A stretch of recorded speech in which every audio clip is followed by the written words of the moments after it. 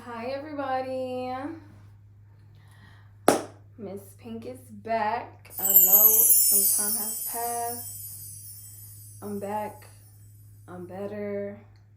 I'm gonna be more consistent this time, I promise.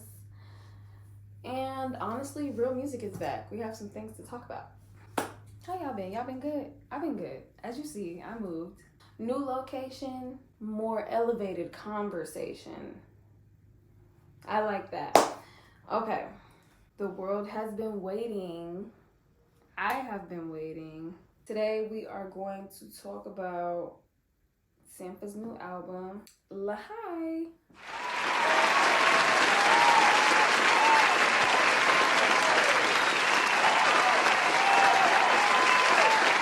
I hope that's right. If it's not, I'm sorry. But regardless, we've been waiting. The last album dropped in 2017, 2018, 2019, 2020, 21, 22.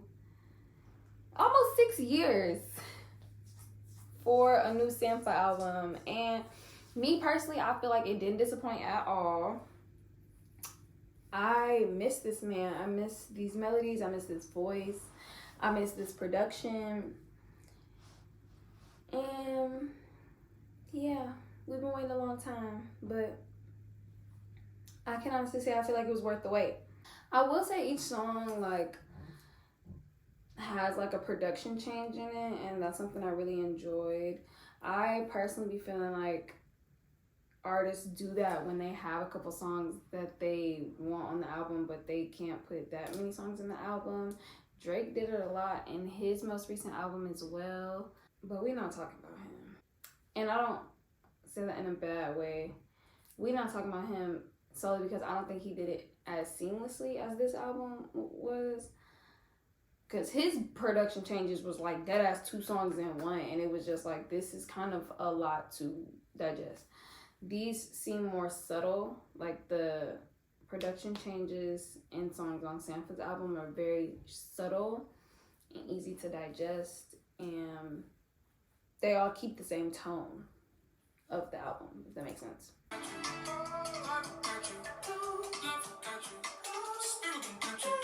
Spirit 2.0, probably my favorite on the album. It's a fun, bouncy vibe. But I feel like he's just talking about the fact that life is going to catch up to you regardless. Like, you can't run from nothing in this life. And that's a fact.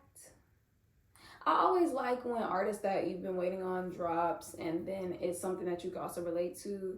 Like SZA, she dropped, and we were all waiting on that album for a really long time. But like, me personally, I couldn't relate to nothing she was talking about. That doesn't make the music not good. That was just like noted. And I feel like Sampha, he's never too direct, but it always feels like relatable. I miss that vocal roller coaster that Sampha takes you on, the highs, the lows. It's just really calming. I feel like I could just turn on the Sampha album, go to a coffee shop, and accomplish the world. Like, conquer the world right then and there. Another very pivotal song, probably my real favorite on the album, Jonathan L. Siegel.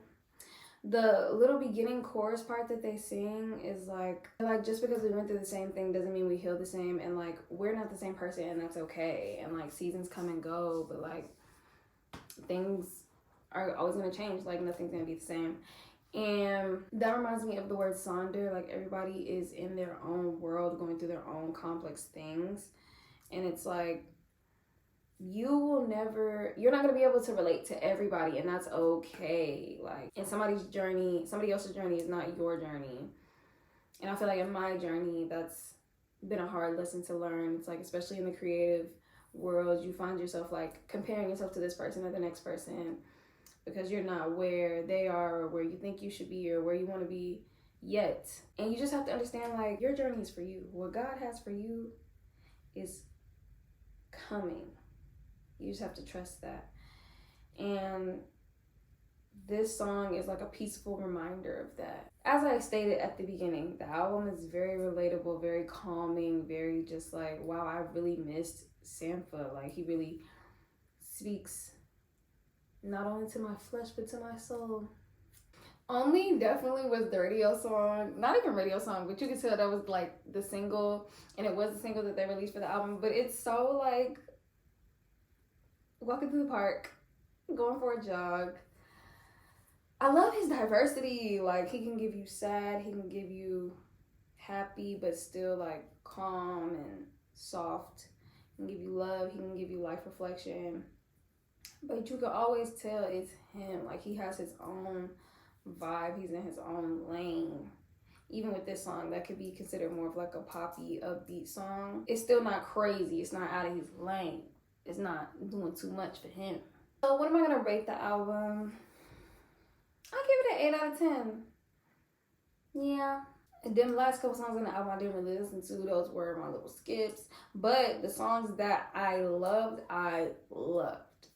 So, and I just miss Sampha. I think that him dropping an album was really refreshing. He brought his own sound like he always has, but we haven't heard from him in 6 years. Like, we needed this.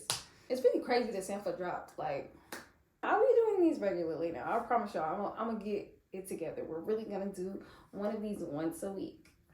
And the 27th is coming up, and like so many albums are coming out, so I have so many things to like talk about. I might do everything that came out on the 27th, a video for everything, and like rank those.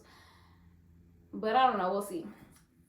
Yeah, I just wanted to talk about real music. I miss real music and real R&B and real soft indie vibes, and Sampha blessed us. I was gonna talk about Drake, but girl, it just would have been a long it just would have been a long video. It's so much to say and talk about. I like some songs on there and some songs I don't like though. To make a long story short. And it was definitely for all the dogs. He was not making an album for the ladies. And that's why I say, you know what? I'm gonna stay out of man's business the same way I expect a man to stay out of woman's business. Thank you guys for coming. I hope to see you again. I look forward to more conversations with you in my new space and environment. And yeah, to many more. Like, comment, and subscribe. Out of there.